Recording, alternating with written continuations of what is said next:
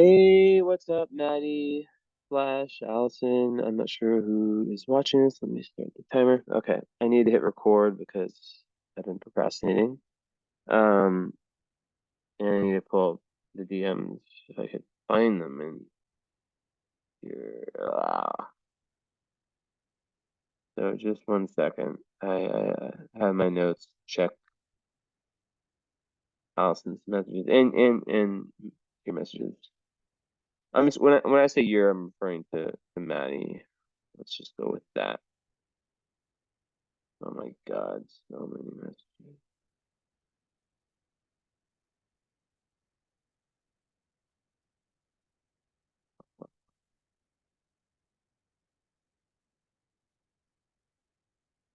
Bad. Okay, I just need to search by username.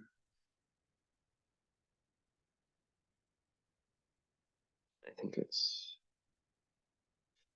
followers. Okay. Okay, I'm just gonna make this. I'm gonna make this a private video as I do for most. Okay, let's see. Let's get screenshots and message. Okay. So yeah, by the way, Maddie, this is like if you like this is the best time. Like this is unheard of for me to return a reading this fast. 7 months ago, this would have been like 5, 6 months, and that's me like grinding like crazy. But I took a decision to kind of slow my roll this summer a little bit. It was just, yeah, too much, too wild. Okay, so I got Maddie, and then okay, what's I'm just gonna search Miller. Oh, there you are. There's Allison. Did I ask? Um, wait. Hey, let's see if Allison answers random question.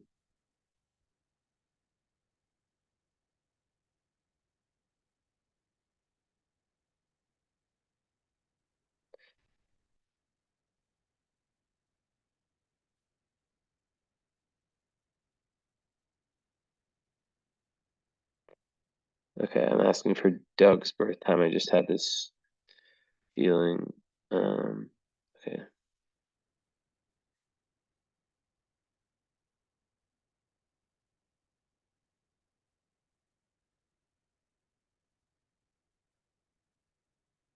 Or I didn't already ask for it.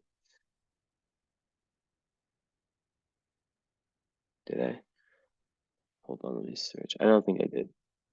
Yeah, I have things like I've done in my imagination. I have things I've done in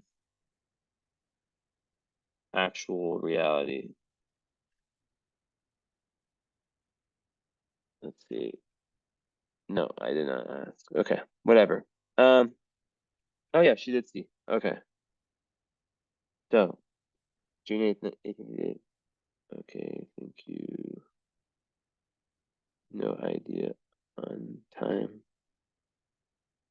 Verse.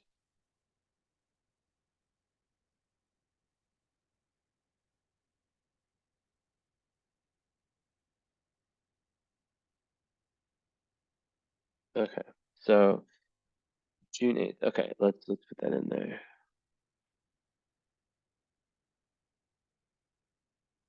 Do I have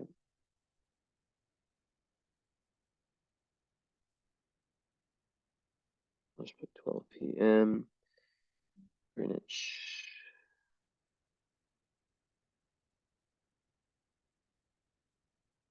And then I think I've done that. Oh yeah, I gave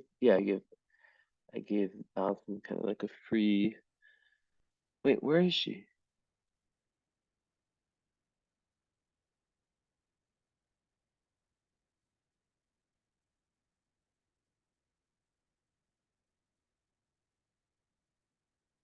Sorry this is taking so long, Maddie. I thought I had your mom's. It's not I don't usually like add the parents. It's usually like a family reading thing, but I'm just gonna kind of have it and see if I see anything crazy. A lot of times when I have these ideas, there's something there. So, okay, so just waiting for Allison.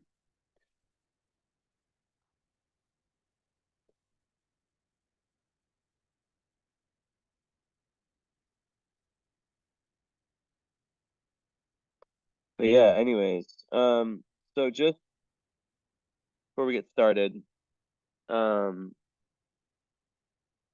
so astrology is, you know, a snapshot of the exact moment of your birth, how everything was aligned. Everything is based off of mathematics, geometry, angles between the planets, and it's an art and a science. So you could have your reading done by someone else who would get to completely different conclusions than me. So obviously I'm gonna look at like what you were really focused on, but just so you know, um, I didn't used to believe in this, but now I would bet my life because I'm not sure. Like I've experienced. I mean, it's just one of those things. But I do karmic astrology, which is based on the idea of reincarnation. What happens is that energy never dies, and we go through different past lives, and yeah.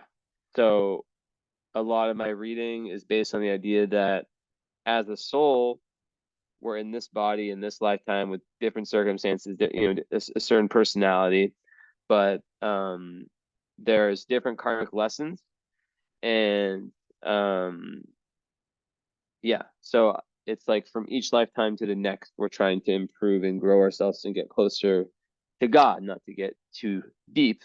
Um, okay, she found it for Doug. But that's the idea, right? So we live in a society where a lot of that is pushed away, because you know, if everyone could understand these things, they would be way too self-empowered. And I'm not going to get conspiratorial, but yeah. But let me tell you that I can't speak on it, confidentiality, but JP Morgan said millionaires don't use astrology, billionaires do. And let me tell you, that is been proven correct. But anyways, yeah, you'd be very surprised.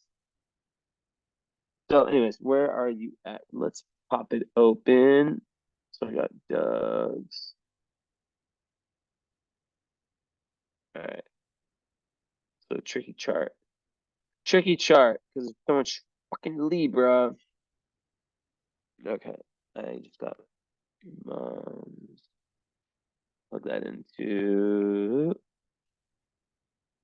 April 25. Turn 6 there. 4 to 7 a.m. Let's just say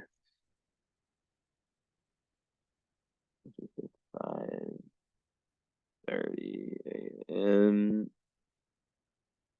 OKC. Okay. Okay. And I'll write birth time. Birth time. Not sure. All right. Word. Okay. Let me pull this. So we have your chart up. So, as I was saying, you know, it doesn't really matter. It doesn't really matter the how, like in our minds, we can be so obsessed with logic, right? Um, I think Einstein had a quote about, what was it? It was, I have this thing where I butcher quotes. Einstein quotes, imagination, proven. Yeah, imagination is more important than knowledge. Knowledge is limited. Well, I don't think this is the right quote. Basically said knowledge is limited to what we currently know, and imagination encircles everything that's possible. I kind of, let me see.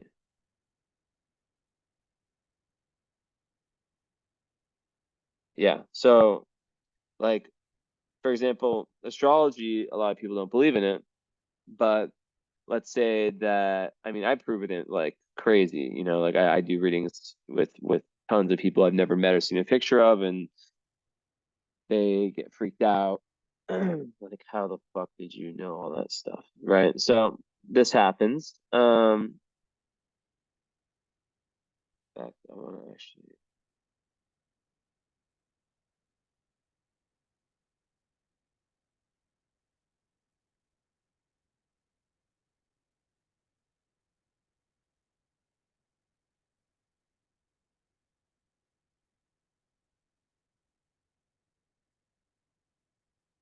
okay.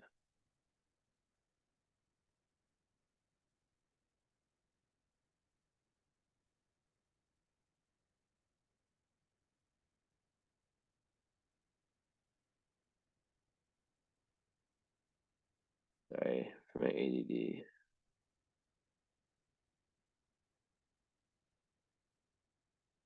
I don't have ADD. But yeah, so at the end of the day, it doesn't really matter. You just take it in. Another thing is that, I could give the best reading ever. Um, and if someone isn't ready to hear what I have to say, like you can hear like this reading what I'm giving you, this is like valid your entire life, right? You have astrology that is the natal chart, right? It never changes. Um, and you learn to work with it. It's almost like advanced psychology, right? Um, the two work really well together. Psychology is more of, in Jung, who's the biggest genius in the history of modern psychology. He used astrology for all of his for he it was the basis for all of his work. Um, Not many people know that, so it really is advanced.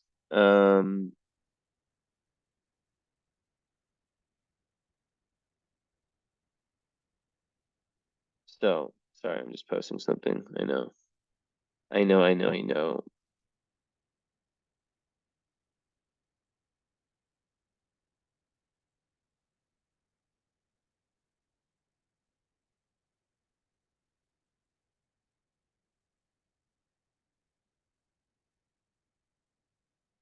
Okay, so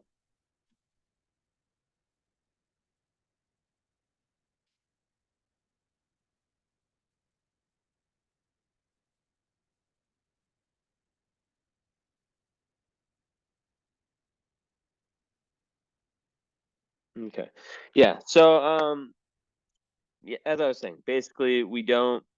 It's not really a matter of like yeah, for you, like things, like a lot of people, things will make sense. People message me all the time, like, who got readings from me like 4 years ago, and they're like, wow, you know in time it's made even more and more sense. So it can be a lot. And astrology is also about different ways. Like, you can be born on the same day, same hour, everything as someone else, and you guys won't have the same life, because it's essentially like there's different energies, right, within all of us. And the planets show those energies, the signs show how they're manifested, the aspects, don't worry about all this stuff, the lingo. And the houses show even more. But let's say, with Libra, for example, which you have a ton of, um, there's a high, medium, and low manifestation of that sign, right? So the low, for example, like people pleasing, um, putting others, having bad boundaries where you put others ahead of yourself, right? The high is like, the diplomat, the peacemaker, the person, who's able to be a socialite, but not like someone that can be walked all over, right? Who can bring people together. It's someone who can be, it's a cardinal sign, so who can be in leadership positions because they have this ability to really see some, both sides to the story. So, that's just one little mini example. And okay, so let's get started. So, I want to just before that, I want to look at memorize Doug's chart in my mind. 17. Oh wow, 28. Okay, so interesting. That's crazy. Okay. So in astrology, as I was saying with reincarnation, right? You have your south node and your north node, right? The south node represents the been there, done that. And if you don't believe in reincarnation, I guess you could apply it to your, I guess like your lower kind of like your default mode of operation in a sense. And the north node, and we're trying to strive to get to our north node, right? So it's different, there's different combinations. For you, south node is in Aries, the first sign, and the north node is in Libra, which interestingly enough is exactly the same as your dad's north node, which shows that you guys are very karmic. You guys have a very, your guys' karmic mission, the lesson that you guys have come to learn, it just shows the fate in that, right? It's amazing. And let's see.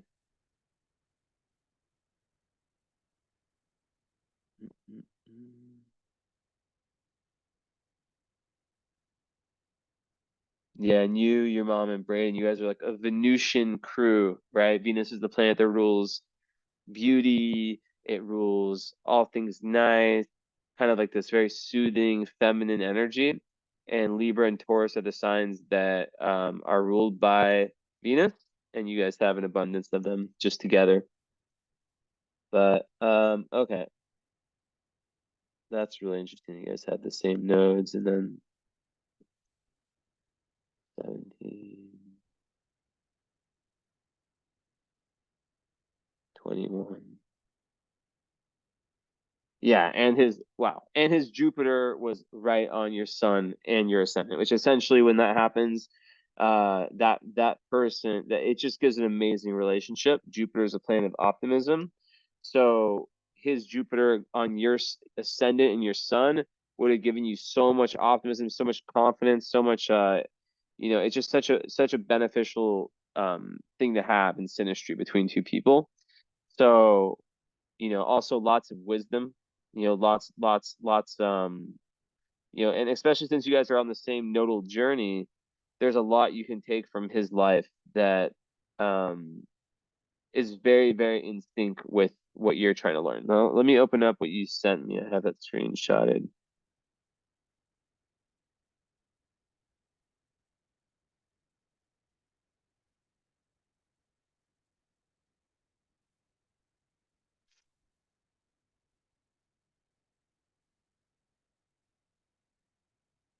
Where'd it go? Here it is. Okay. Wait, what? There we go. Okay. Potential, love life, love relationship. Okay. Yeah. Where I should live, end up living. Yeah. Okay. So this is the thing. So Libra energy, right? As I was saying before, you have your sun, right? That's the core essence of who you are. Everyone knows their sun sign. Your ascendant, right? That's like your outer personality. Your Mercury, that's how you think and how you talk, right? Your North Node, Chiron, you have a bunch in your first house in Libra.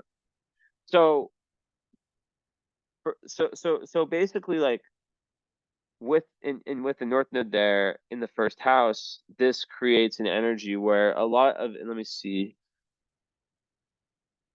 aspect for moon, ooh, square, ooh, okay. Hold on, I want to grab something.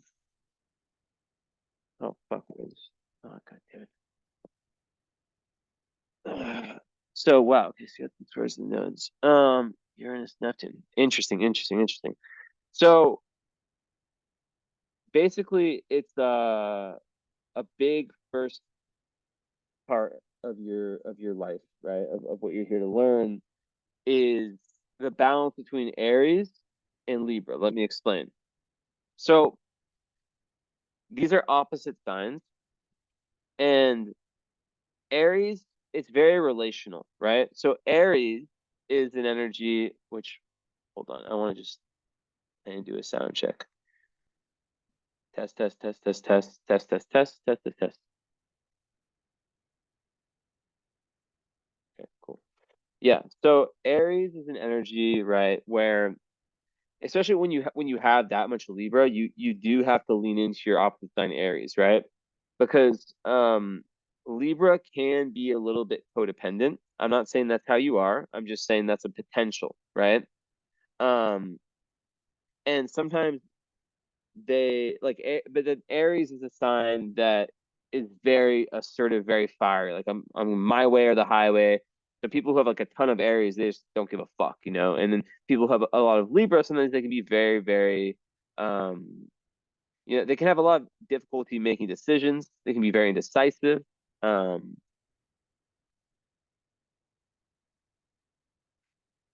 and that's my guilty pleasure, Red Bull, the green one. Don't do it. I don't drink it that often, but I love it. I I can't believe, yeah, last time you saw me, I was like crazy. I like don't even drink anymore, barely, like 2 times a year. Holy shit, those a low point. Fuck. Oh my God. Anyways, yeah. So basically, with that much Libra in the first, it's about identity. It's about finding that balance between the two and forging an identity that you're not just like obsessed with relationships and with the need to have those. Like with your North Node in Libra, there is people who have that they do tend to have a lot of fate in their relationship life, and it's not always like just so easy. Like it's not one of those things that just you know makes sense. Like this. What am I saying? It's not one of those things that just is like so easy to understand, right? So, um, what I tell people when I see a lot of Libra is like, look, it's okay to be selfish a little bit because naturally you're such a giving person and you're someone who is so good. You're the empath, you're the person I'm sure you're the person that your friends come to in times of conflict. And you're able to really, yeah, like I said, see both sides of the coin, um, understand where people are coming from. But sometimes when someone is playing that role so much, they lose out on relationships of their own, right? And also another potential, as I was saying with Libra, is the over obsession with I like and once again, nothing I'm saying is like me thinking this is you, right? I've deleted everything I know about you from my mind, right? Like I have this ability somehow. Like obviously your fate I know you like on a level, but I am deleting everything. I'm speaking completely objectively. Yeah, I will say some things, but like I don't know you like that, like astrology reveals the depths, right? And also everything I'm saying, like I'm gonna forget everything I say after this reading. Like I just get into a zone and um like there's nothing that's like it's not like I'm gonna like you know next time I see you or whatever I'm gonna like remember what I said. Like I'll have zero memory. Just I don't know. I feel like people like to know that sometimes if it's people I know in real life that yeah it's there's no judgment and everyone has a chart that is interesting in their own way. But yeah, so that's kind of one big aspect, right? Libras, can pin a lot of their identity on whether they're in a relationship. So Yeah. So that's one aspect. Now, the moon is square sun. Interesting. The moon is in Cancer, right? So this is very important. I have this too in different signs, and um, I know that your parents, um, you know, I mean, I think they had, yeah, I think that, they're very close, right? O- Oftentimes though, it's not necessarily like a lot of times people who have that, they have divorced parents. Um, but it's more so psychologically around the idea of two very different people, which I'm thinking about. I'm like, but once again, like I don't know, like I know your parents, but I don't know your parents, like I don't know. So it's like it could even be something along the lines of like if you were to write down, and I tell people to do this like as a creative writing exercise, right? Write down, I did this in my book. It's called Pisces Live Nine Lives. It's not like an astrology book. It's a book about just things I find interesting. But yeah, so I tell people, sit down, write down what were the major contributions that mom gave to your psyche and that dad gave to your psyche. Um, and it sometimes seems like kind of like sometimes it really surprises you when you do this exercise, right? Because you think it's going to come out one way and it comes out a completely different way. It's like, damn. So, yeah. But basically, with sun square moons, on a psychological level, it's speaking between two sides of your personality, right? So you have this Libra side, which you have your sun rising, which means that you were born right at sunrise. So right as like a few minutes after you were born, the sun rose, which is a very, very good totem in astrology, right? And and because the North Node is there, and I'll get back to this stuff. I speak in tangents, but I always wrap it back around. Um, a big part of your life is about, and especially with North Node conjunct Sun, it's about like it's about being not being selfish, but just like true, like really, really taking creative risks in your life, right? And leaving behind any type of past inhibition. This is how Libra gets stuck. People with a lot of Libra, right? Is that they can sort of mm, they can sort of they can sort of be, like I was saying, so indecisive that it just kind of combusts and they don't come to any decision. So learning like authentic self-expression is super, super important. Um, and like with that, it really is about, yeah. So like I said, it's about identity, right? And it's about different events coming up in your life that sort of just push you to express your fullest potential as an individual. So if you have people around you, right, and you have Neptune, let me see. Neptune is, yeah, exactly. Like I see, I didn't even see that. I knew it. Neptune is squaring your sun and your moon. Okay, that's big time, big time, big time. So also, wait, no, okay. Um, fix. Wait, okay. Well, right now will feel like a crazy time for you and you can look this up on Google. This isn't like what I go into in this reading. Search transit Uranus. And I know when you read this, you're like, holy shit, this explains so much of how I'm feeling right now. Transit Uranus. Make sure you hit transit Uranus opposite natal Mars. Type that in. And that will probably explain a fuck ton about what's happening with you currently. But yeah. So as I was saying, right? Sometimes people who have this sun north node, like it's literally like you are here to shine in this life, right?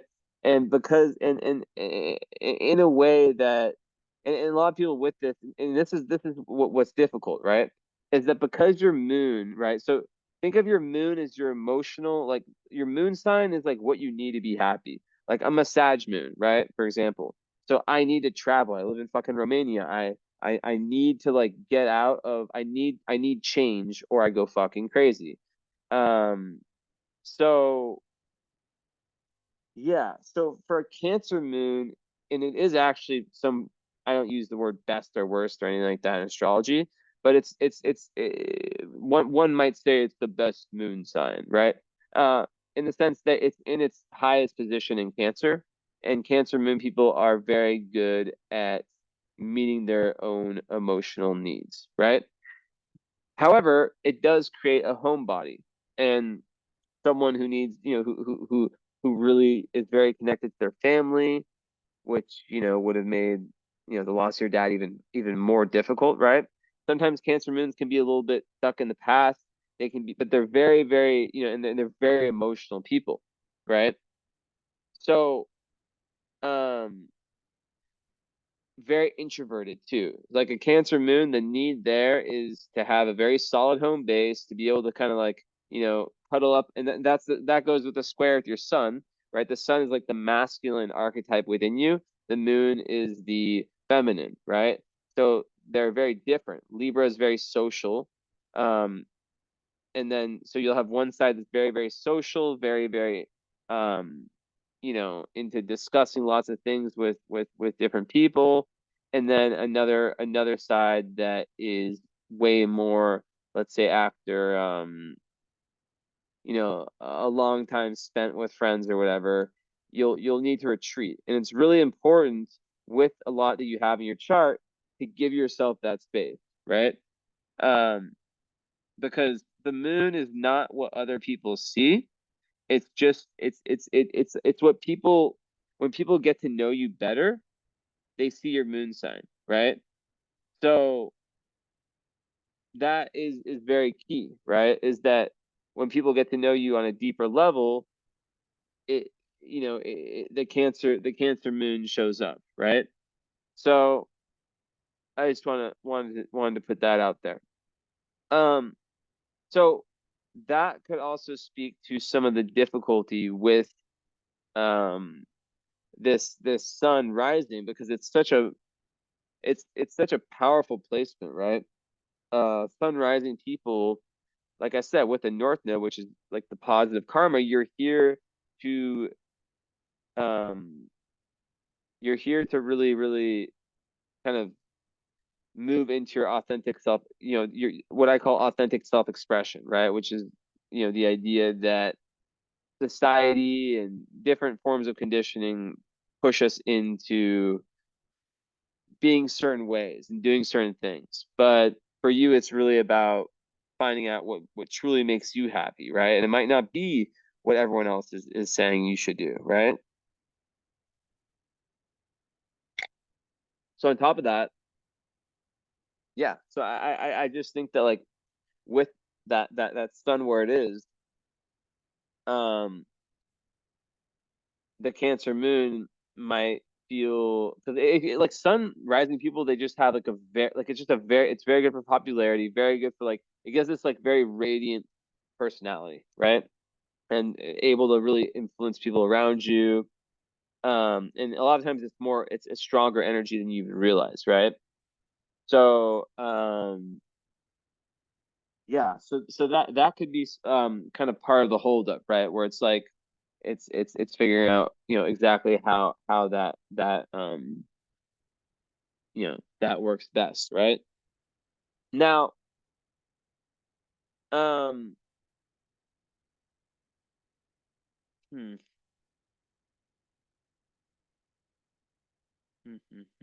yeah. So with Sun and Moon, so it's E square. Okay, so yeah, so it pushes out. Okay. So basically, yeah. So Aries, the energy of Aries, is literally like the resolution of your chart. In astrology, there's something called T-square. Don't worry about what that means, but it's basically like when there's planets, there's two planets opposing each other, right? 180 degrees away, and then there's another one that's 90 degrees away from both of them, and it creates this bow and arrow, and it pushes out into a certain sign, and that sign is the resolution point. So we've already talked about Aries, right? Now, Aries ultimately is about just assertiveness, and it's like the inner warrior within you. It's about you know being willing to to piss some people off, right, if they don't align with you.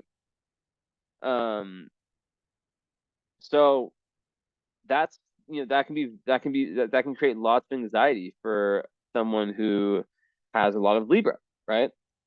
So best advice I could give about that is, well, obviously, one, the people that you're around, right? The people that you're around, especially because you have Neptune opposite Moon and square Sun. What that can do is that can create all types of issues around identity, right? Um, like especially and then with Neptune opposite Moon, already Moon in a very sensitive sign, Cancer. Um, Neptune there, it it can make someone like so sensitive to the fact that to the point to where they're like they and it goes back to boundaries again, right? It can make like the energetic boundaries, and you just taking in so much energy without even knowing it, like on an unconscious level, especially negative energy. Like you're you have to be very careful about that, right? Very, very careful. Um, because people will not see you when they get to know you, like I said before, as emotional and as sensitive as you are. So energy vampire type, right? And also with Neptune energy there, let me go back to your notes. You have to watch out for people, for the fraudster types of people, right? For the people who are trying to screw you over, who don't who see that, because it creates a very empathetic nature to have this, right? Um, so I've seen clients who have like the Neptune energy, in this sense, fall victim to being gullible. I'm not saying that to you. I'm just saying potentials. Um, and basically, like with anything, whether it's relationships, and I'll get more into that in a little bit, but whatever it is, big life decisions, any working, anything, just really making sure that you can truly trust that person. Getting feedback from other people is super important. Um, and sometimes people with this, especially with all Libra, they like I was saying before, like they can like try to do and care, like they care so much for other people, but like sometimes they don't. Like it's about energetically, there should be a close to an evil even ratio of give and take, right? A lot of people with this, with this, it could be like way more of the giving. So it's important, to understand that, right? Um, so sometimes people who have the Neptune opposite Moon, when things get difficult, they find some type of escapism, right? Obviously the lowest would be drugs, alcohol, like on like an addictive level. Um, but it could also just be avoidance of the emotions, because Cancer moons, like I said, it is a moon sign that you know they feel that they do have a lot more trouble repressing emotions, which is good because emotions are energy. So like for example, when you cry, it's like a cat, right? Where are my cats, by the way? I can show you a little cat shot. I'm gonna wake her up. Come on, Nina. Come on, Nina. See how cute she looks.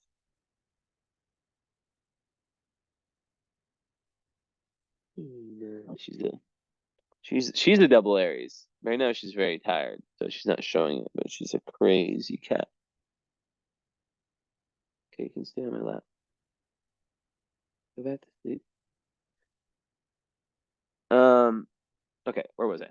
So yeah, essentially, a lot of people who have these types of aspects, they can get to a certain point in their life and they can just feel a lot of confusion, right? Um, you know, Neptune is about service. It's about compassion, right? So a lot of people who have very Neptunian charts, they they want to delve deeper into, and spirituality can take many different forms. It can be art, it can be, it can be a lot, it can be a lot, but something that connects them, right? To where they feel, you know, this connection to something greater than themselves, right? So, yeah, I would say like also there can be lots of misunderstandings with Moon opposite Neptune. Um, and just like, yeah, just like overall like kind of, yeah, just confusion around life direction. And it takes a lot of, yeah, a lot of self-awareness and self-analysis to kind of you know, to figure out, right? And a lot of it is coming to terms like, with your weak spots, right? And in the end, once that process, happens, successful relationships um are common, right? But what happens is that it's an over imagination, over sensitivity. So for example, like a lot of people with this, they'll imagine something that's not real. Like someone says, like, what are you doing today? And or just something like very, like that, and they might analyze it or overanalyze it too much, right? Um Also, like I want to go back to like all the Libra energy, right? Sometimes like when I say leaning into Aries, it's like that's like calling someone out for their bullshit, like that's like not allowing people to step over you, not allowing people to kind of, yeah, it's about standing, it's a lot about standing up for the self. And through that standing up for the self comes that development of self-esteem and and just everything, related to that. So what else can I say about this? Yeah, so it can make one, yeah, like yeah, paranoid. Um, in relationships, they can sometimes over idealize someone, like I was saying before, like, and not just relationships, just in general, over idealize someone right away. There can be some deceptiveness, so you have to watch out for those types of people with Neptune. Um, and yeah, like it can I've seen it in charts. I've seen people who have these types of placements where they have different insecurities and anxieties, and it becomes and it's more evident to people who would want to take advantage of them, right? So yeah, on an emotional level, I think it can bring a lot of confusion, confused feelings. um so I always say like meditation, like being very, very, very grounded, whether it's like through working out, um, whatever, having a creative outlet, that's huge. But a lot of people, it's just a lot of energy, right? It's just a lot of energy, and a lot of times they feel misunderstood. Um, so half of the battle is just understanding that Neptune is influencing your subconscious. Um, and it can create that confusion. So there can be days where things just don't make sense, right?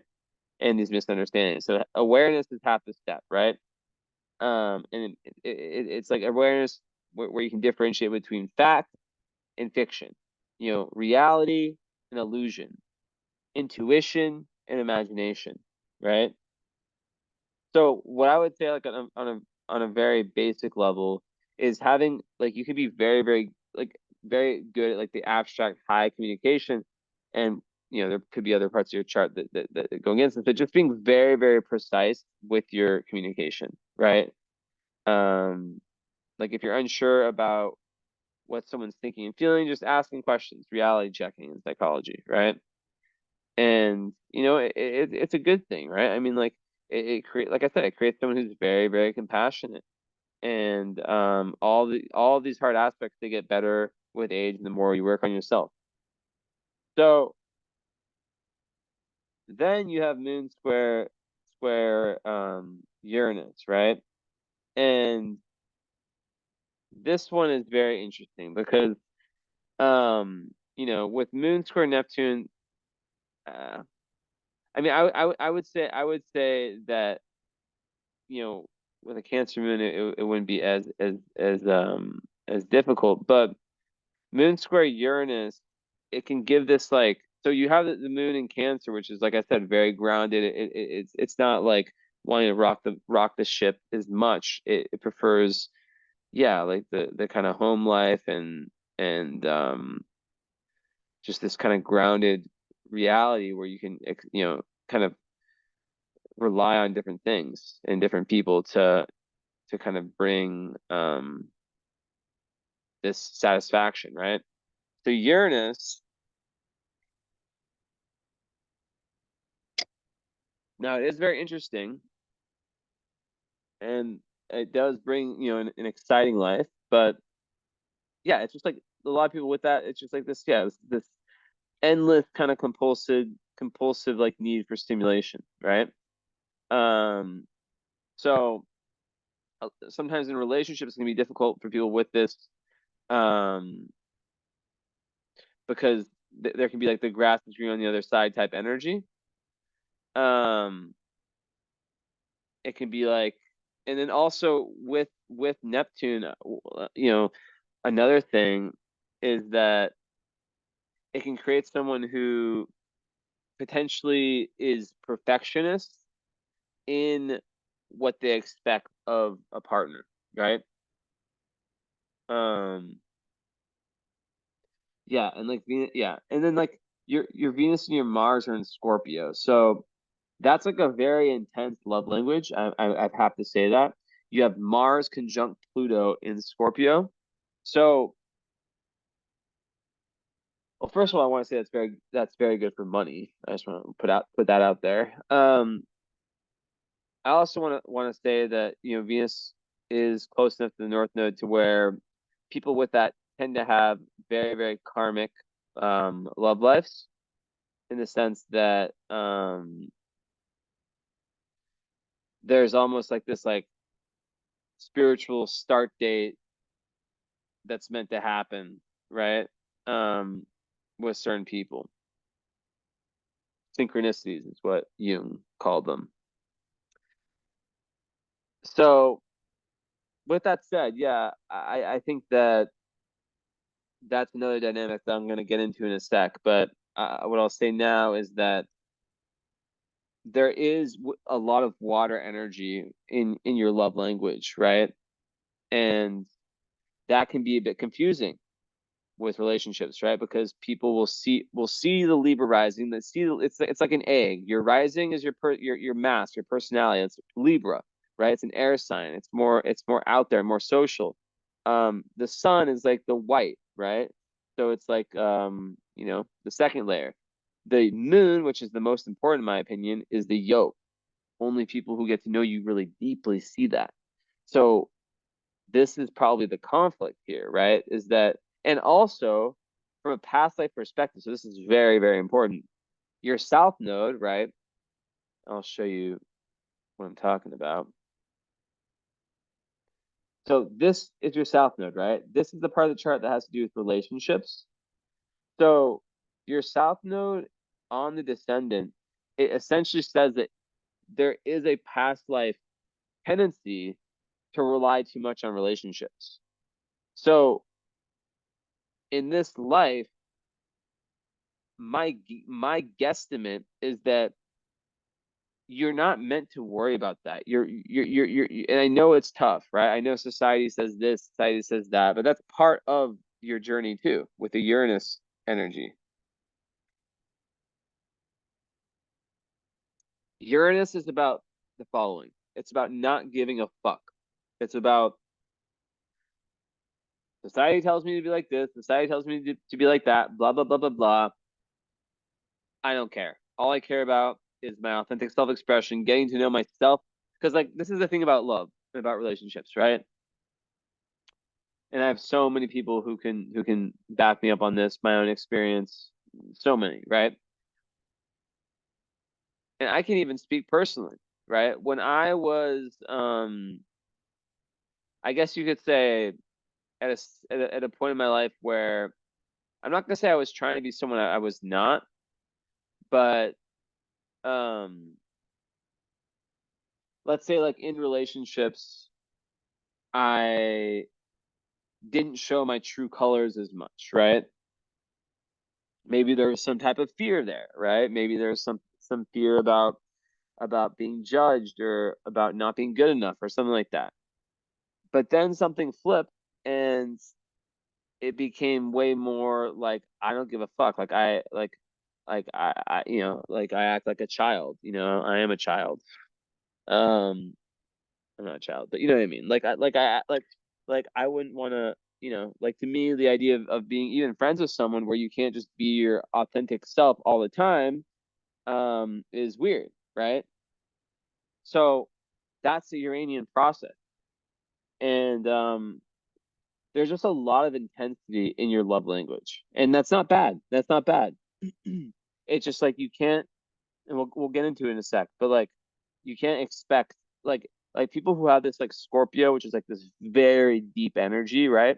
With Venus, Mars, and then Pluto with Mars. It's like that's like a very soulmate type energy. And what I mean by that is that especially the Cancer moon, um, which is trining the Mars, it's that it's not like the level of love that you can give and that you are capable of giving that you will give. And I don't like to talk about anything that has to do with like sexuality. So I try to like kind of nimble around those corners, but it is part of life and astrology. So Mars in Scorpio is known as being very, very like that everyone just look up Mars in Scorpio sexuality, like and it's not just that type of sexual energy. It's, sexual energy is just that energy, that spiritual energy in general. But overall, Mars in Scorpio, it does create someone who, with Pluto, who is really, really trying to transform through wants very intense, even sometimes like unconsciously dramatic relationships, right? And it can, so what can happen is that there can be this very interesting process of being very like repulsed by some people and then like obsessed with others, right? And I have something similar in my chart, right? Mine's even worse. So I can resonate. And I know a million people that have it. What happens is that Venus is your self-love, right? So, and what you value. So your Venus is in Scorpio. So basically, to me, that's saying that the more inner work you do, which we call shadow work, right? Which is like the idea of going. It's like when you do therapy and you unveil difficult parts of yourself, right? But through that, you're lowering the energetic psychological weight on yourself, right? Like you're releasing different things. And sometimes this is the thing, very key what I'm about to say. Cancer moon, when Cancer energy gets hurt, right? Especially when they made themselves vulnerable. And I hate to bring up your dad, but like it could, I'm just kind of going with what I'm kind of sensing here. I'm not saying that I believe this, but this is like I know a lot of cancers, right? My brother's a cancer. Like I know my dad's a cancer. Like I mean I know so many cancers. And the thing I see is that when they get hurt, and it's very unconscious, right? And it does not necessarily just relationships, right? So I think this might be like just please like this is very, very important. The archetype, right? The symbol of Cancer is the crab, right? So when the crab gets hurt after it's trusted, it's made itself vulnerable. because you're so sensitive, right? And I mean that in the best way. The emotional pain is so hard that on an unconscious level, it's the it's the symbol of the crab going back in the shell and not trusting again. So it's very, very, very difficult for a Cancer moon once they've been hurt, which and I'm not, once again, I'm not saying this is the dad. I'm not saying whatever. I'm just putting it out there. I would be saying the same shit if this was a reading for someone I've never, seen or anything before. That yeah, they really have to do extra work to feel to feel okay. And when it comes to Scorpio, Scorpio is a sign of death, rebirth, transformation. And that's, on a metaphoric level, this is referring to being able to let go of what's no longer serving you, whether that's people, places, things. You mentioned where you should live, right? I think that, you know, a big part of that is like intuition. Where have you traveled to in your life, like that just felt like this is something, like, or what words? Look at a map, because this is another big thing. You have a very strong intuition, right? It's just that society tells us to not believe in it, and it's like a muscle that we have to get stronger with, right? Um, Look, I'm gonna be honest with you. I talk to a ton of women, right? Most majority of majority of my clients are women. America is not it. I'm just gonna be straight up. Now I know that men, like, the amount of females I know who are, amazing, gorgeous, all these things, like total wifey material, quote unquote, who are having trouble meeting men right now. And it's also the same for men, right? It's insane. It's literally insane, right? So I think America is on it because I think with someone like a chart like yours that has and that has and Allison might get mad at me for saying this, but like, just when you have so many Neptune aspects, right? Now, of course, that'll be very difficult because you're a Cancer moon. Cancer moon tends to be very patriotic and tends to, want to stay very close to home, right? Um, However, I think living on a sun line, so I never ever do this for people, but I have a intuition, a feeling. I wonder where I feel like a sun might not even be that far from home.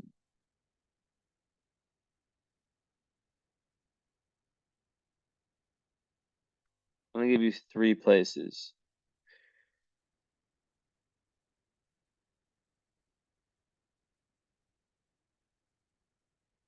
Okay. Well, San Francisco is amazing for you, but don't go there. Even San Jose, wow. Yeah. I mean, that's great. It's right through the sun line. But um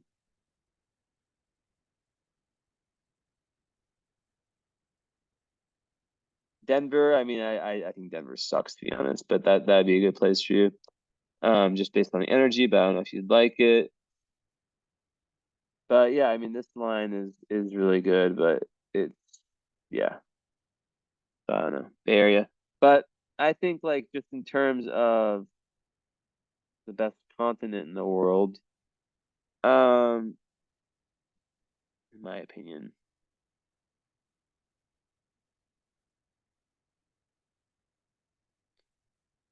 I think London is where you should move. Um, Potentially, or Berlin or Rome or Munich. This line, Copenhagen is in there too.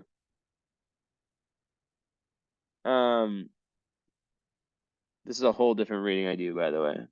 Um,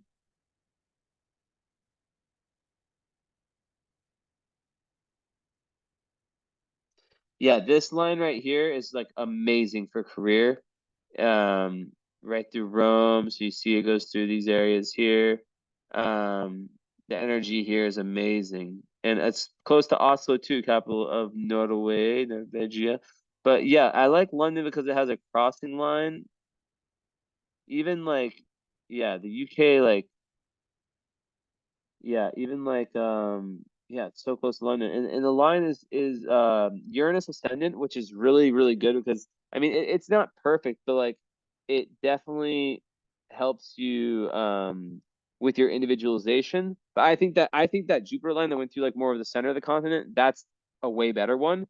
I think London just has a very dynamic energy, but it could be a little bit intense, but you'll definitely transform. And like I think Uranus is something you need because it has to do with that unconditional no, that authentic self-expression, getting to know yourself better as an individual, and it kind of speeds life up. So you definitely will individuate in London, and Pluto MC makes you very, very, very almost like very passionate and possessed with succeeding in your goals. But then the Jupiter midheaven is like, I mean, that's just a magic line for career success and connections and just getting very, very lucky with the people you meet, not just with your work and like and being seen very, very well. So I would choose the one that went over Rome and Munich, somewhere along that line, but I think London could also be very good. I don't know. And then also, yeah, but that's like a completely different reading. If you ever want to get that full reading, let me know.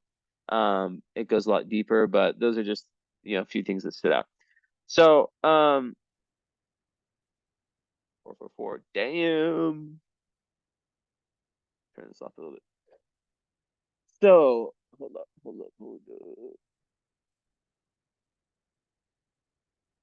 You probably want to see Mika, huh? Where's Mika? Ina? Give a little cat break. Here's Esme. Esme, you're such a good girl. You're a Cancer. Mika, are you in your luxury bed? This is my firstborn. Mika. Mika. I don't know if you can see. Mika. Mika. Esme. Esme. You liking the warmth? Mika with your luxury bed, you luxury cat. Hold on. Get some lights on.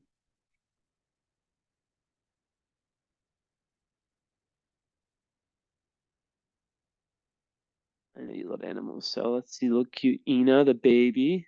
Ina. Meow. Ina, meow. You're meow. Ina. Ina. Fedix. We have one sick cat that's healing downstairs. Fedix. Fedix. Look at those eyes. Esme. This is my cat astrologer. She helps me with my work. Esme. Esme. Esme. Esme. And then Mika. Mika. Show your beautiful face. Show your beautiful face, Mika. This is my baby. Well, they're all my babies, but there's one more that's staying in my girlfriend's room because she has a horrible disease. We caught it, and she has to go get treatment for 85 days, like a really painful shot. Most cats die from it. I think the treatment in America costs like 10 grand or something. We got super lucky. It's still expensive as fuck, but she's on day 5 or 6, I forget. Doing better, doing better. So she's gonna survive, but she can't be around the other cats. But anyways, okay. So as I was saying, yeah. So just like owning your own energy, I think getting out of America is what, I'm not just saying that subjectively speaking. I think that that could be really good for you. I think that you have like a very, I know that you've traveled a lot. You're very worldly, so I don't think that'd be a big shift. And I think that those areas that I've outlined are a basic starter guide for places that could be very good for you.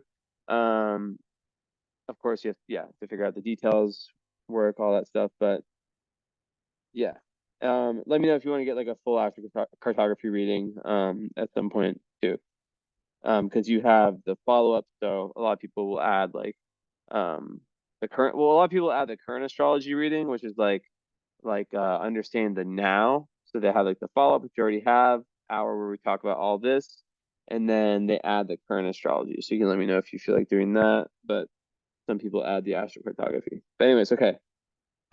Yeah, so you said understanding your personality. It's so interesting because like that's the thing with this like Libra Cancer, it's like it's that split. So it's like how do you feed both of them, right? How do you feed both of them? Well, you give the Libra the ability to, like it's about having boundaries and knowing and retreating when you need to retreat, right? Um, and being able to communicate that with people, right? Being able to have people around you that you can communicate that with. Now, you also have some very difficult parts of your chart, which I think okay, I'm going to say this 1,000%. Being in Portland is not healthy for you. Just like me being in San Francisco or Portland is not healthy for me because you have very bad lines in Portland, right? You have Neptune and Uranus IC. Those are very, very rough. And having those natally also, a lot of people with Neptune IC, they literally like can't remember their childhood, and they either have like an over idealized or under idealized view of how things were. Some people think like a lot of people with that, they like literally cannot fucking remember their childhood. And with Uranus there, that just speaks to the trauma with your dad, and that speaks to, you know, the like what you talk about chakras, right? Um, think of it more like the root chakra is the part of you on a psychological level that feels secure, like within your body, feels secure in the world, right?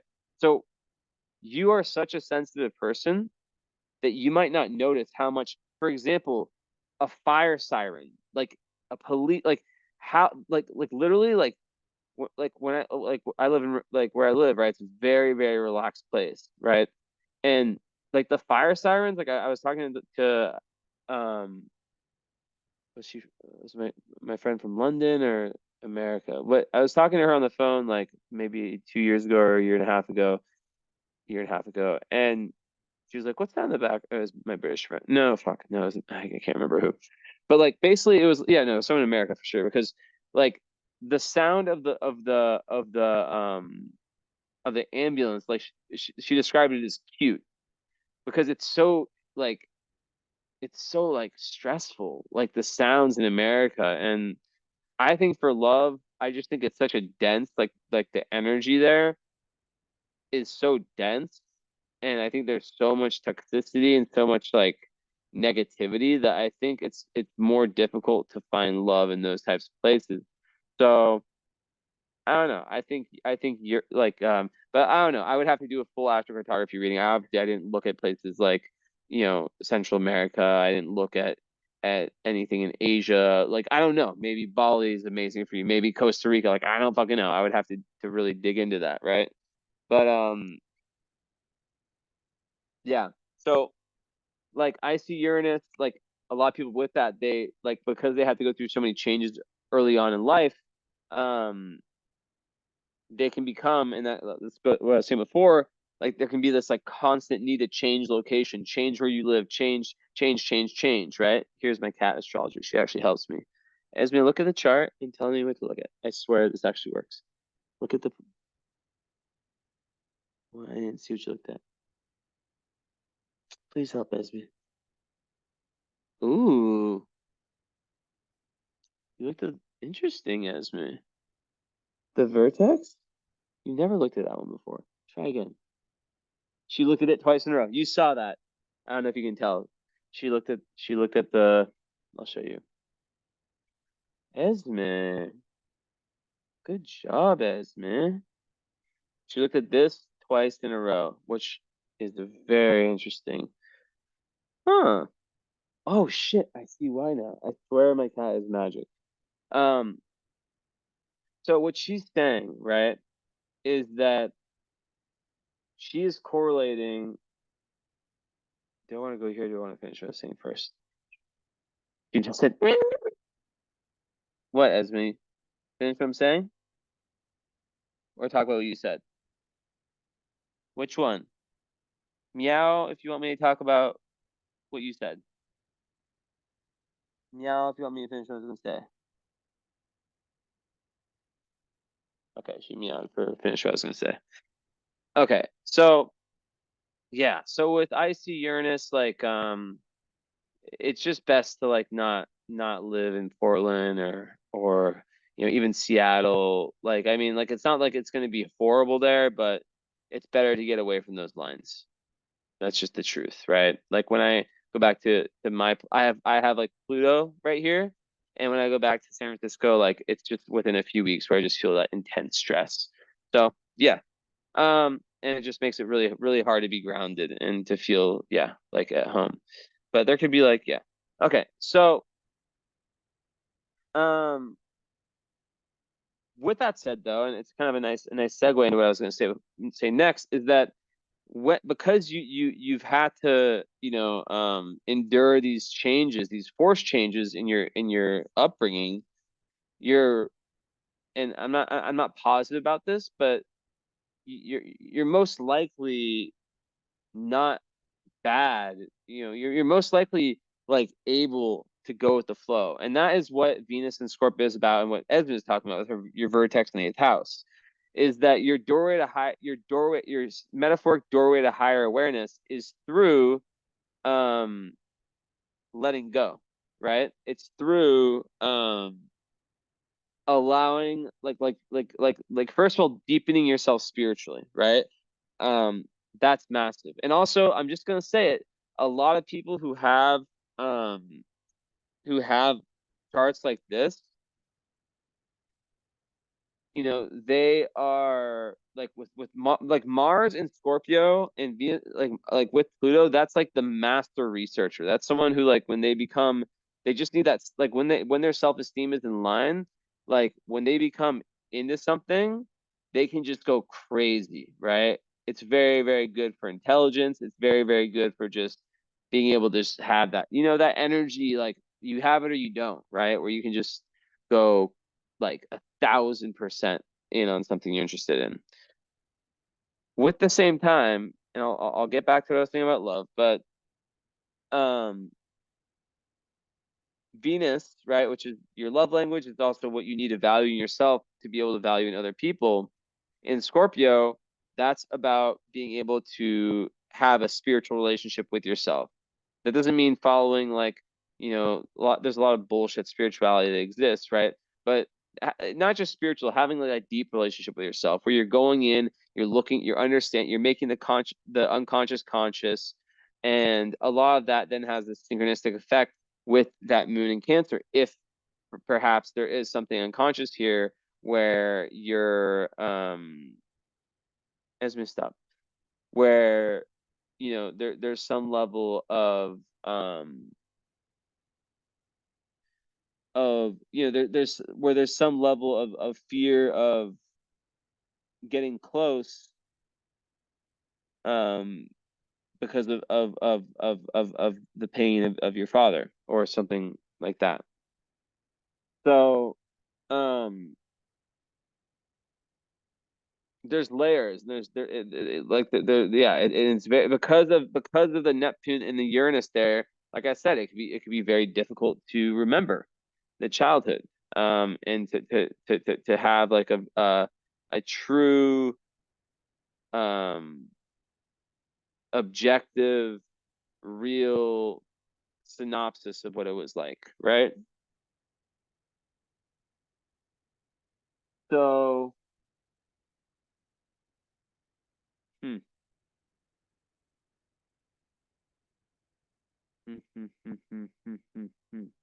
Yeah. So I think with Venus and Scorpio, it's just about um owning change, owning the fact that life, throws things at you and it's all a spiritual test. And then also owning the fact that in relationships, you're someone who needs a level of real emotional depth. That doesn't mean that you're meant to be with someone who is who is just like always so like that, right? Who's like always so deep in those waters, but who can at least go there. A Cancer moon cannot.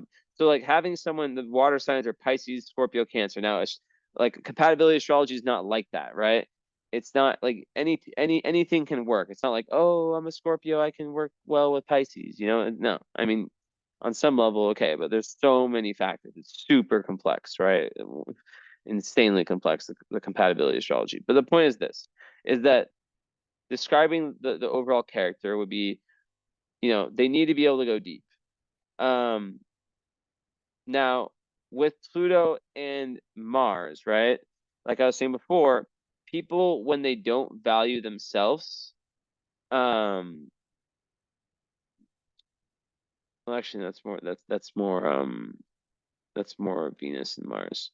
But basically, like there is a link between one's self-love and what one attracts. So when we go back to the Uranus energy, right? There is that erratic nature, that ability to just, it's pushing one to be more rebellious, right? But living in a constraining society, that's difficult. So, um, you know, I think like when you own like first of all, okay, another thing, Mars, Pluto, you need, I don't know if you work out, like you need to like burn that, like that's a volcanic placement. You need to burn that fucking energy, right? It gives like a very, very ambitious, someone who can achieve their goals, very courageous, right? But then like the Libra energy can sort of bring that back. So you see what I'm saying here? There's a psychological split between the Libra that might want to make everyone happy, and then the very deep watery part that's just like no, and then the fact that you're meant to lead into Aries, which is like, you know it's okay not to make everyone happy. It's about you. You're here, you've had enough past lives where you've given everything for the other person, and that has broken your energy, right? Like it squares Uranus. So in past lives, your own individuality has been sidelined because you've been in relationships that you've had to kind of like give into to those energies, right? You have to give in and prioritize those. It's like if someone who has like a spiritual who has an interest in spirituality or self growth gets married to someone who is completely anti that, and then because of that, it pushes them away from that, right? So yeah, there can be a lot of volatility in personal relationships with this energy, with the Pluto energy. It can also make one quick to anger. That's why I said like, it can make one like, frustrated, and on a lower energy, it can make one try to like control. There can be like a fear of abandonment. It can try to control. This is just a lower potential to control other people. Um, so yeah, it really is about like to enjoy healthy relationships. It's like transforming this very raw primal energy to something that can, where you're working and healing other people. So that could even be something career wise, right? We're working with other people. Um in like a selfless type of way, right? And that's a lot in your chart that points to that. Because with Neptune, what happens is that people who have Neptune aspecting their sun and their moon like you do, a lot of times they feel like their life is just confusing, like, oh, it's just like this over and over, and just like you're like, how do people do it? But it's like once you start, like when you do things that are for the soul, not the ego, right? When you do things that like make you feel good, you're not really worried about, okay, like what's me maximizing my profits, right? Um, that's when things start to get really, really good and all of the synchronicities align. So, the lower energy of this is, yeah, like I said, like uh, control issues and trying to hang on so hard, and yeah. But um I think what's good about this though is that it gives you a certain level of magnetic spiritual power where it does definitely help with the whole Libra boundaries thing. This energy here, right? It kind of is like a badass energy, right? So that's good. Um, but yeah, it's all about like harnessing your power for good and how you define um power, right? And there could even be some karmic issues related to like something really dark like slavery or torture or violence or crime in some way, right? So yeah, there could be like past life energy, and that actually makes sense with your chart because uh I'm not saying that's the case, the slavery part, but it's like Uranus square nodes means that your individuality freedom was held back, and your ability to, yeah, to be your own person. Neptune is like your spirit was held back. It's like people who have that in this lifetime, they're here to find a new spiritual definition for themselves, right? A new spiritual life because they've lost their spiritual way in past lives. And if they don't, they feel like they're just kind of going in this like endless kind of worthless cycle of whatever the fuck. So part of that with the Uranus is like looking at the rest of life. Okay, I grew up with these people. I grew up in this area. Fuck it. you know, who gives a shit? Excuse my cussing, but you people don't care. People do not care. People do not care. Most people just don't think for themselves. Most people are just complete products of their environment, and that's it, and that's their life. But you do have this in your chart of the ability to truly think outside the box, right? And I think a move and just making these big, splashes um is great. So yeah, optimizing your potential is like even like keeping your secret your circle small. Keeping the circle small, but um only people that you truly trust. Being very, very um yeah, like really taking a lot of care with who you let in. And even like Neptune square nodes, it could be like a tendency in past life to daydream and to kind of be in a fantasy world and like escapism, right? Um, so yeah, it's really important to understand that you're here to, yeah, like I said, to put yourself into to really lean into your intuition. And that's like I think like when you do that, you gain this level of self-confidence with Venus and Scorpio. um that's like a spiritual warrior. That's someone who's willing to who's like everything is open. They're willing to go as deep as it takes, right? And when they do that, that's when their full confidence opens up, and it's unaspected. So that's another clue of someone who might like judge their life on like their life happiness on if they're in a relationship or not. What I'm saying is that they're like if you're not, or I think you said you're not, you're there's a reason. It's because you're trying to figure out like there's things that you have to do, right? Um, and things can change very, very quickly, right? When you have your Saturn return at 29 coming up, like a lot of people meet their partner during that time, right? I mean, it's very, very random what happens, but it's common. So, um,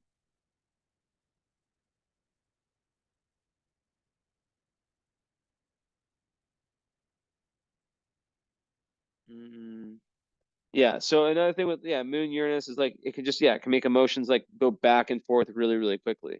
So with Cancer that can be difficult, right? So having a grounding practice is really really important. And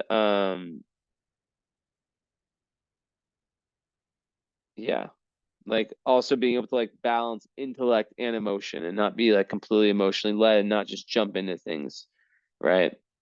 Um and I would say with Neptune also it can definitely draw you to very unusual people.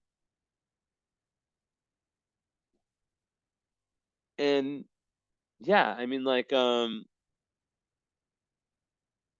I think like yeah, there is that potential to idealize other people, right? And to like in love to like see past red flags. So like I said, taking things slowly. And also it's very, very, very high spiritual and high artistic potential. So recognizing that is very, very key. Um, so with the sun square Uranus, a lot of people with that, they have a very particular mission in this life, and it doesn't always manifest right away. So you shouldn't be worried like in any way. Also, your midheaven, which rules careers, and the billionaire, it's like in the last part of Cancer, which a lot of billionaires, real estate moguls and stuff have their midheaven there. So it's like I mean they say 29 degrees, but it's still in that area. Um and you have your moon on the midheaven, which is really, really good for being seen. Like if you ever did do anything like public, like in that sense, like for example, like it's how you're seen on social media, for example, right?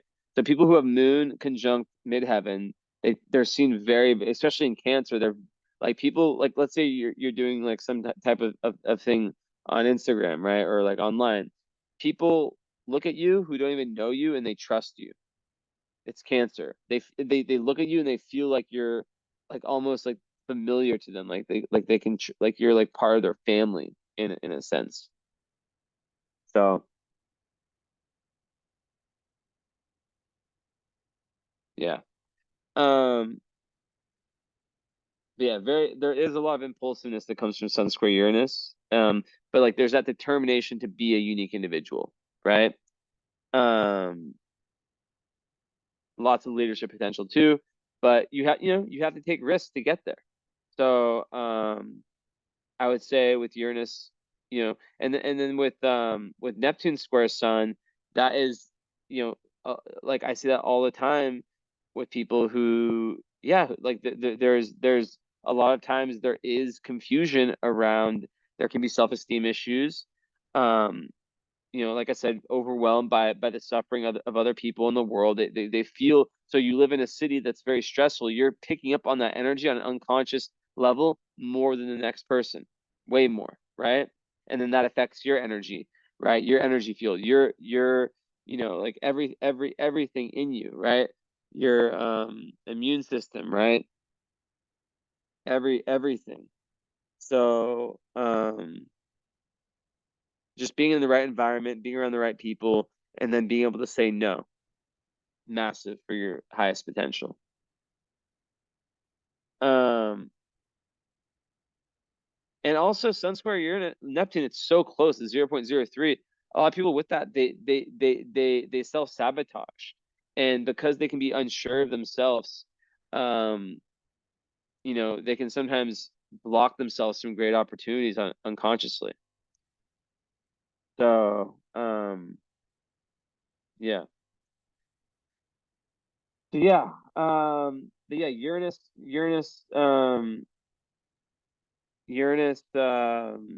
square. What am I saying? It's Uranus square Sun. Yeah, yeah, yeah, yeah. So Uranus square Sun. Yeah, it's a very complex person, but like there is that need, and it's also like yeah, there is that need to just do things your own way. Fuck what other people think, right? Even like just be leaning into that rebellious and weird side. But the thing is with Libra doesn't want to rock the ship. So part like the biggest message here, rock the fucking ship. Like be okay with it. It feels weird once you do it once, gets so much easier. I mean, think about me. I was like in a fraternity. I was, pretty I mean, like, like probably like around the last person you expect to be an astrologer. It was weird at the start, but I just dove in. I always say it's like jumping off a cliff into water. The first time you do it, it's weird. It's awkward, but then after that it gets a lot easier. So yeah, in relationships, I would say with Sun Square Uranus, it can sometimes feel like people can feel a little bit intimidated, like this is very abrupt, and people can feel like you're provoking or challenging them. Now, of course, the Libra energy um, will push that away and make one very way more diplomatic. But yeah, I think there are unique talents, and it takes a lot of trial and error to um, to find the highest energies of them, right? Does that make sense? To find the highest, not energies, the highest manifestations of them. And there's definitely a very, very unique purpose for you. That's why I think London could be cool because it's on that Uranus line. Um, and yeah, like Sun square Neptune, super tough because there's so many battles to overcome when it comes to feeling confident about yourself, right? Because and like yeah, like just like lots like of different disappointments that can come up that can kind of erode one's self-esteem and self-confidence, and so sensitive with the Cancer moon. So yeah, and it can lead to like lots of confusion and like just didn't you say something about that?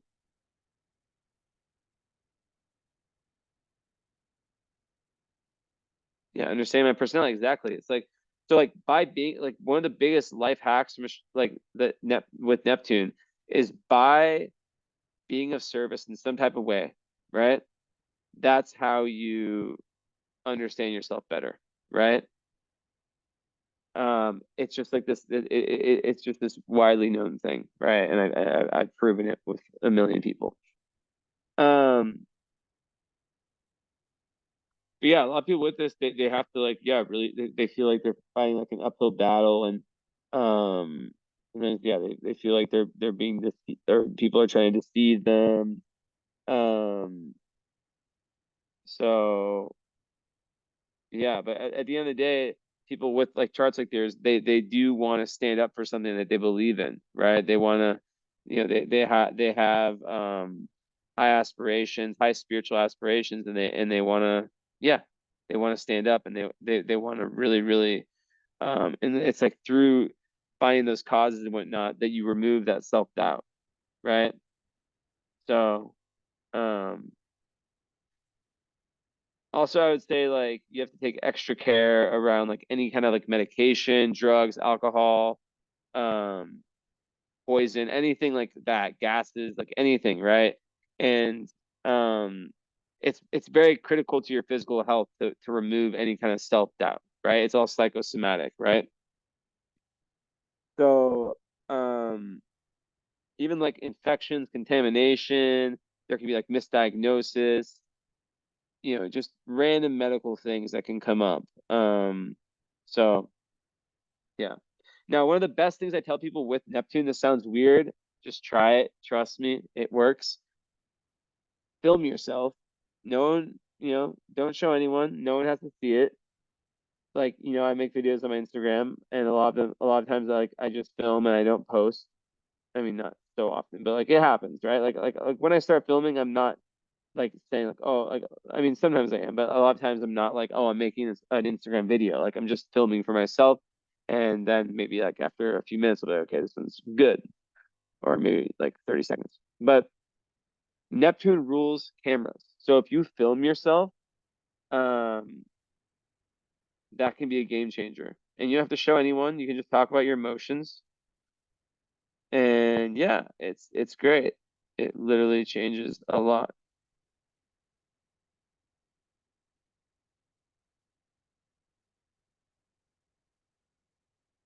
Hold on.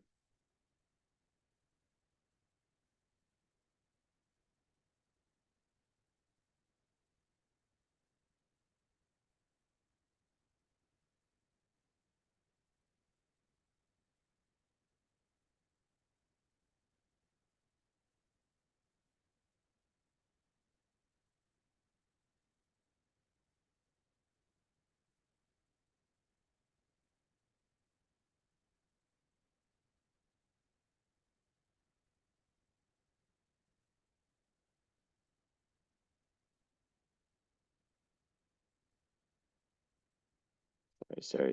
A little halftime show.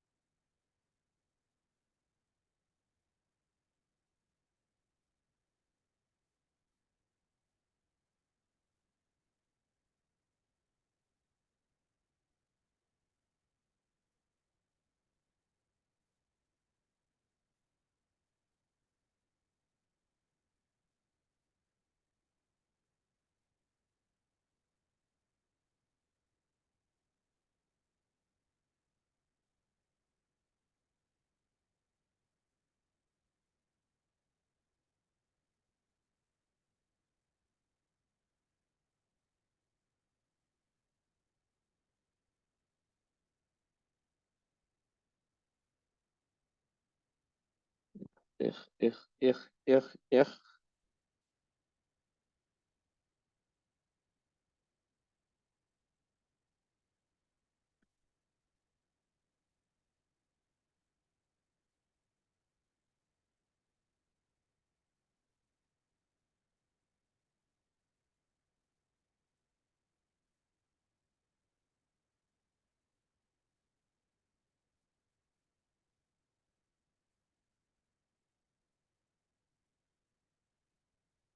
So definitely also like the way to go about this is take your time, take notes. It's a lot of info. You know, it's a puzzle between both of us, right? I give you what I see and then you reflect on it. So, you know, and you connect it to your lived experience and whatnot. So, yeah. Okay. Anyways, what was I saying? What was I saying? I was saying, yeah. So like filming yourself, self affirmations, speaking to cameras, that kind of stuff is magic, and it's very like people with this are really good writers, really good anything with creativity and spirituality, and meditation. So like if you're interested if like I don't know like what you are like how you are with spirituality, there's a million like everyone's path is different, right? Um, like I could recommend you some books that help me when I don't know, maybe you are like spiritual and you have read some books, but there's different books that you know are good when you're like I think the first book I ever read was Wherever You Go. About I have two masters in psychology, so I was always kind of intertwining the two, but it was called Wherever You Go, There You Are, and it just kind of yeah, it was a very good book. So I'm honestly like I swear to God I'm not saying this like in a way because I make like $3 per copy. I genuinely think my book, it's on Amazon, Pisces Live Nine Lives. I genuinely think um that book has so much in it, and I really wrote it for someone who might be trying to find their spiritual way. So I would recommend reading my book. I'm being completely honest. Like I haven't even looked at the earning report in 2 years. Like I don't know, but honestly, yeah, my book would be really good. It's like each chapter is kind of like its own book per se. Okay, so yeah, we understand this. So okay, so it all kind of comes back to love when the love language of Scorpio is like very intense, and not everyone is gonna be able to return that, right?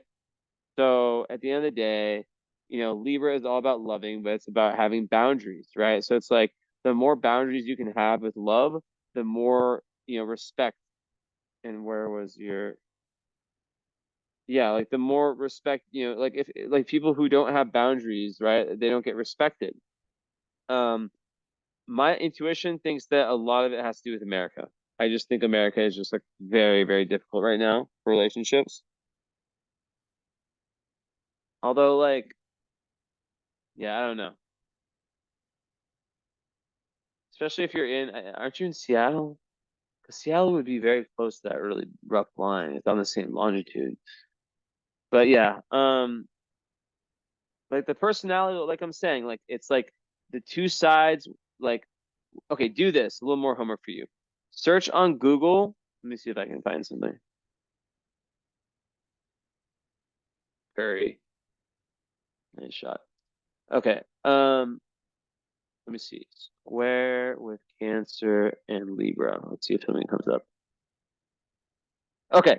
So search on Google square with Cancer and Libra, and the first one that comes up is it says signs that square Cancer and Libra. Let's see. Okay. So it kind of explains a little bit, and then it gets down to Cancer loves how well Aries can handle things that need quick attention. They're in flustered, also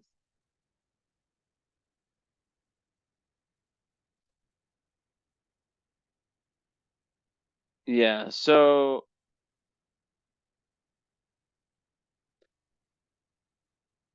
Yeah, so this will give more, and I would read several articles about that. It's going to give you a lot more information about this different energy, but this energy, right?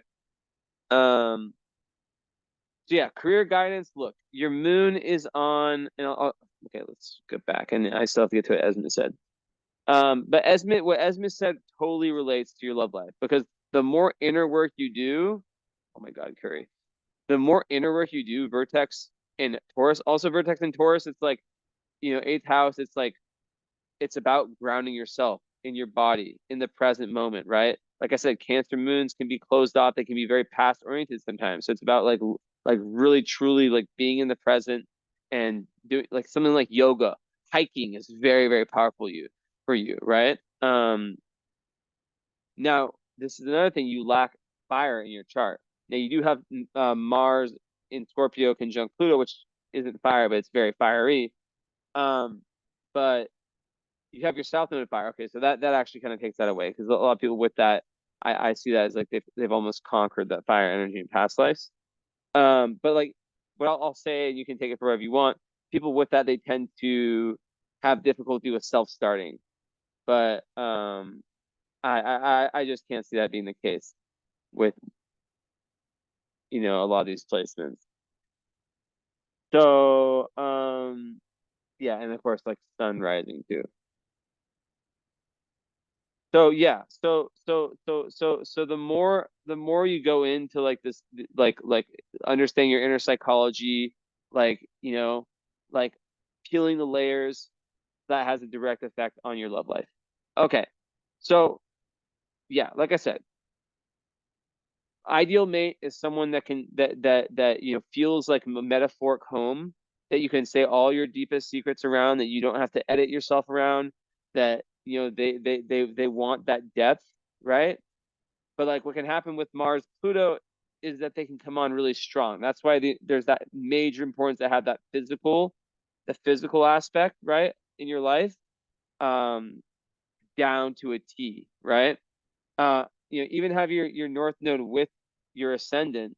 Um, it's just showing the importance of kind of maximizing your physical body, not in the sense of like becoming a jacked gym girl, bro, or whatever, or not bro, but you know what I mean. But like really, really, like your body is a temple type vibes. I don't know. Yeah. So Libra North Node in the first, balancing the two, give and take, and just being like, it's not like being like a fucking B word, but it's like, when you gotta be, and living for you. Because like even Chiron with Mercury there, that can create someone who, on some level felt like when they're young, and Mercury is also an aspect of it. So yeah, like they're a lot of times like early on, like their early education or something with their communication. A lot of times people with this, they grew up they grew up thinking that something was wrong with the way they thought or the way they communicated, that they weren't as intelligent as their peers. Um, but it creates like a very intuitive person, a good listener, and a lot of people with this become counselors, psychologists, people who are here to help people. And Libra is the sign of clients, right? So it's a sign of the person who can bring two conflicting sides together and find an accord, right?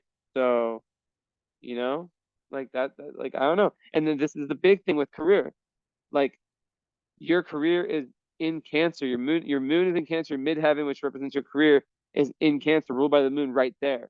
So having an emotional connection to your career.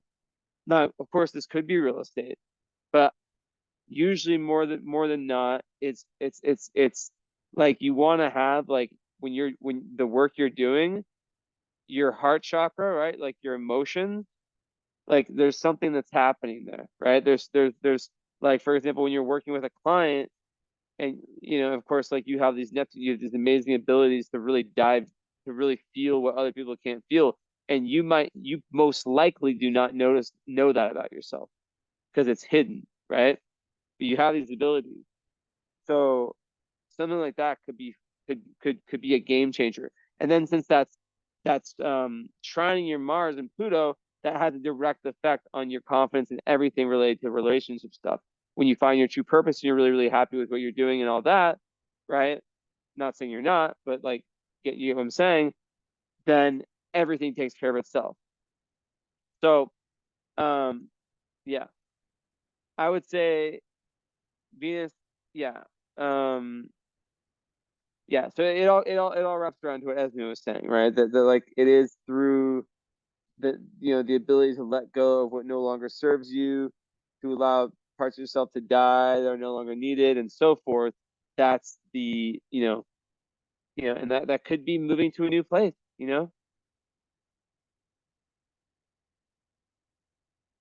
And I sense through the way you messaged me this that you do have like there's something in you that is naturally innately spiritual.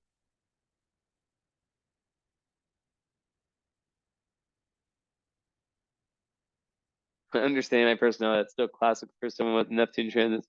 But yeah, like you're here, like the skip step, like past lives, South Node in Aries, because of yeah, like for whatever reason, hold on. There's 6 seconds left. It's tied up. Curry has the ball. No chance. Nope, overtime. Okay, so you know,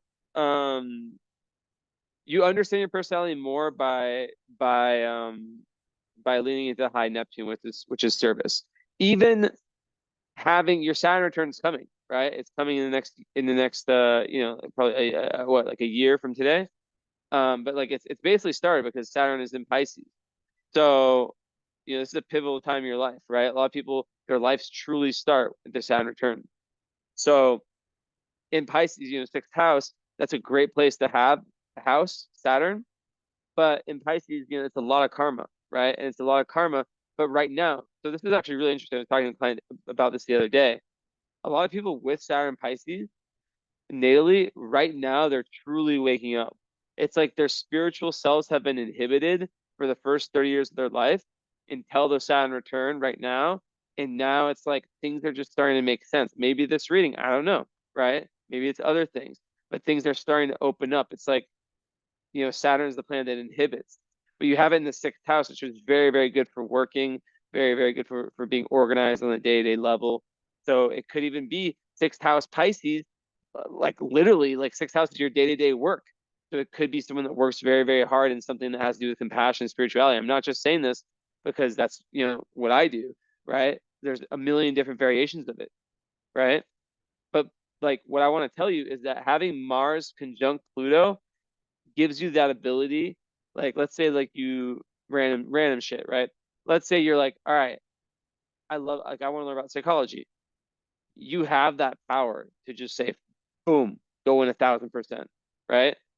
Um, and like have that obsessive power if you're into it. But you have to be into it. That's moon ruling the midheaven.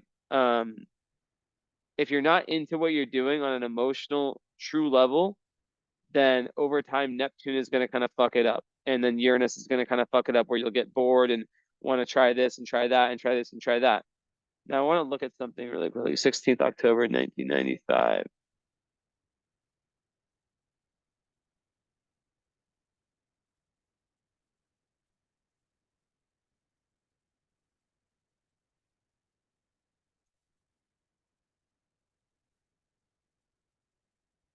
I don't know if you'll have a karmic. This is numerology. I don't think you're gonna have it. Let's see. You do. Damn. Okay, shit. You have one. That's crazy. Every single person I've ever calculated this has one. Okay, karmic debt. So, yeah. So karmic 14 debt arises from previous lifetimes during which human freedom has been abused. You see, I literally just said that with the Uranus square. Those are the four, and this is numerology, it's completely different. Those with this are forced to adapt to ever-changing circumstances and unexpected occurrences. There's an acute danger of falling victim to abuse of drugs, alcohol, and overindulgence in sensual pleasures such as food and sex. You must put the reins on yourself. Modesty in all affairs is crucial to overcoming this current debt. Also important is the need to maintain order in life. So this is like very like all the people I know with this have had issues with escapism or have. Also important is the need to maintain order in life and to establish one's own emotional stability. Um, you must also be willing to adapt to the unexpected occurrences of life, all the while maintaining your focus on your goals and dreams. Flexibility and adaptability are the very core of this struggle. Orderliness in one's immediate environment is crucial to maintaining clarity and focus. Mental and emotional stability must be attained in order to avoid being thrown about by the changing fortunes in an external environment. But the key to this, so it's like, back to the groundedness aspect I was talking about, right? But the key is commitment. Boom. The key is commitment. Life will resemble a roller coaster ride, but it will always travel in the right direction if one's heart, as I was saying, your heart, connect, with the Cancer on the midheaven, is set on what is true and good. Set yourself a high goal, maintain order wherever possible in your life, avoid excessive sensory indulgence, and maintain faith. And that's about spirituality, maintaining faith above all, not going to fear, staying with love. Because there's two things, love and fear, is the only two things that exist. Everything else is just derivatives of them. Um, Above all, do not give up on your goals and dreams. Those with this will experience life to the fullest, and as long as they maintain a high dream, they will achieve success and great spiritual development. Bam, bam, bam. Interesting. Okay. So yeah, overall, yeah, even the moon, you know, you're someone who learns more from, more from experience. Like you're someone who learns, you're meant to learn from trial and error in this lifetime. I want to see what this says. But there's also like, yeah, like it's like past lifetimes, like there's almost like these ingrained emotional how you say it, patterns that need to kind of be worked through. Okay. So this can be karmic unresolved issues with the family of origin, with the formation of the personality, and with the emotional body. There may be specific unresolved what there'll be an inherent insecurity in the personality via a tendency to project the experience of security or happiness outside the self onto the family or significant others. This placement may indicate unresolved gender issues. There may be dissatisfaction with gender roles, with issues stemming from the patriarchal bias of our culture and the resulting suppression of the feminine. Or there may be a recent gender switch between this incarnation and the previous one, resulting in a strong identification with the opposite gender. A lot of times also there's like a difficult karma with the mother, but I don't think that's true because you guys are BFFs. You come back, round two.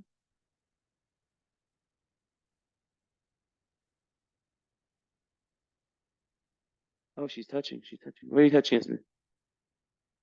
Okay, she literally was touching the Mars Pluto. So yeah, she's saying, you know, like even like martial arts, whatever it is, get that energy out and dive into the self, and that takes care of everything. Um, yeah, also like you'd be very, very, very good mother. You can really like build foundations very strongly in your life. Um, and you could um, be the kind of person that, yeah, just you like, for you to thrive, you really, really like need that solid, home environment, that really grounded, solid like home environment. So, okay, last thing, yeah. So Juno, which is like your ideal mate, is Sagittarius. So it could be someone from another culture. Third house.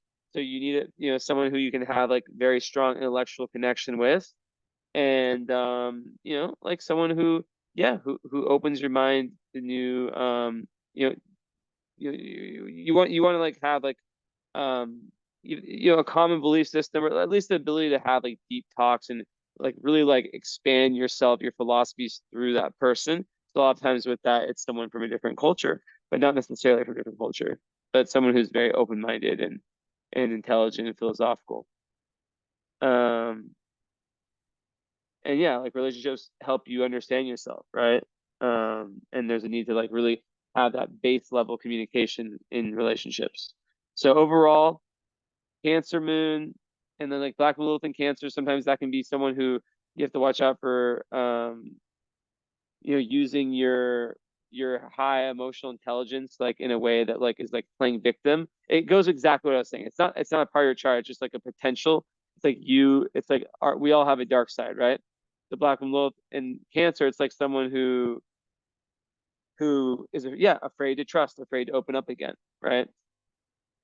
So, and then in the ninth house, it could be like around belief systems, right? And around truly like, yeah, but like I would say like even more so just in general. It's not really, I don't know.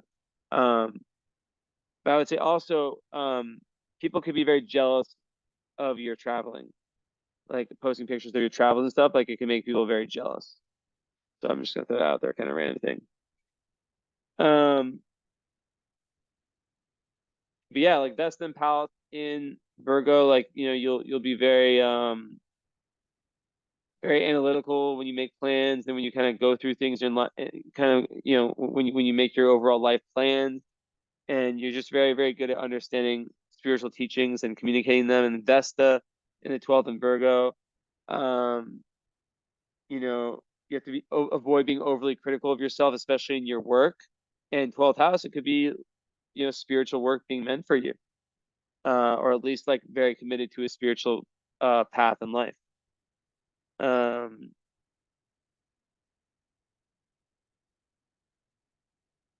a lot of times, yeah, like Chiron, hmm, Chiron and Libra, like yeah, it can create like pain in relationships, and it's like through that pain that you grow, right? So it's like it can be like early experiences in relationships, but like having a Libra rising Venus ruled chart, it just makes one come off in a very very like chill, charming.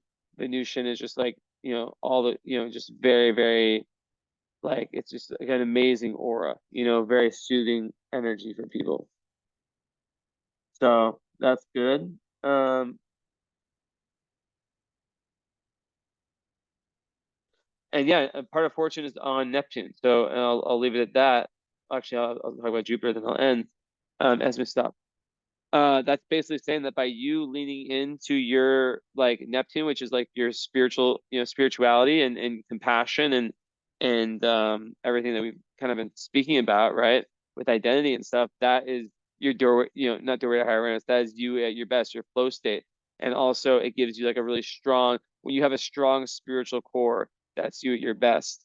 And then I would say with Capricorn, if you're able to be working uh and giving back in an area that contributes to compassion in some way.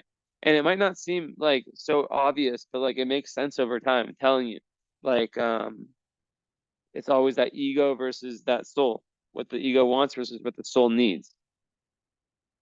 And Jupiter and Sag in the third is like such a good communicator, such a good someone who's like always trying to learn, very, very open-minded, very optimistic. They're naturally a teacher. They're naturally travel. They love traveling. They love different cultures.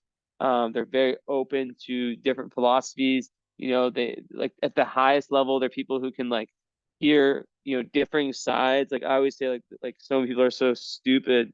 Um, Sounds pretty cynical, but like, so many people are like so you still hear me? Like they're so black and white in today's day and age, right? It's like and they understand like there's no such like that's not the way to think. There's literally you it's always somewhere in the middle. The truth is always somewhere in the middle, and people just prefer to think like, oh, this person's 100% horrible, or you know, like this whatever the fuck is. And really it's the truth is always somewhere in the middle. So, and that's also I think something that that Libra brings to the table, right, is the ability to be like that naturally, and to kind of embed that message in their overall, or to have that in their overall being, right, their overall sense of self. So yeah, So I think that there's definitely a lot for you outside of America. It's just about, you know, whether it's the right timing or, you know, where it's correct. Okay, let me just check one thing.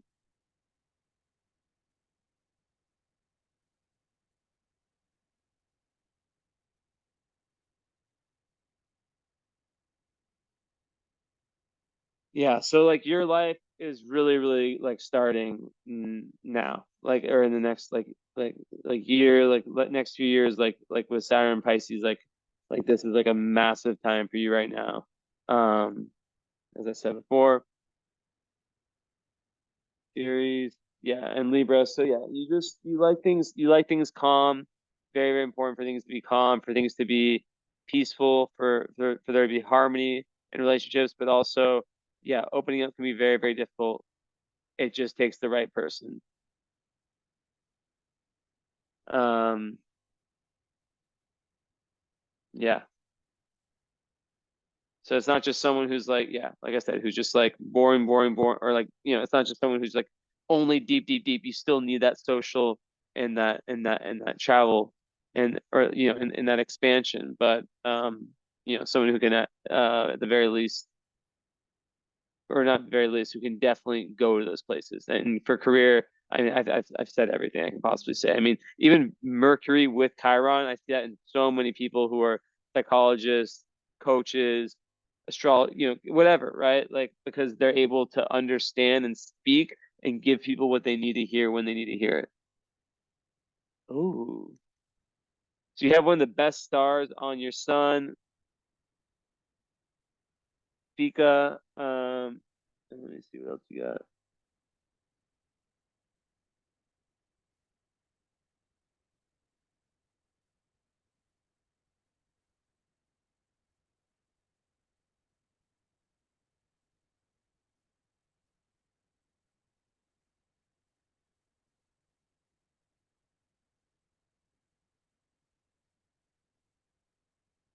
Yeah. So, even heck, okay, so I swear this is like a witch asteroid. I'm not like one of these like big asteroid people, but like I see this in so many charts of people who are like natural, what I call healers. Um, and I find that very fascinating that you have your moon with Hecate. So that's crazy as shit. Um, wow. Damn. So let's see here. Um,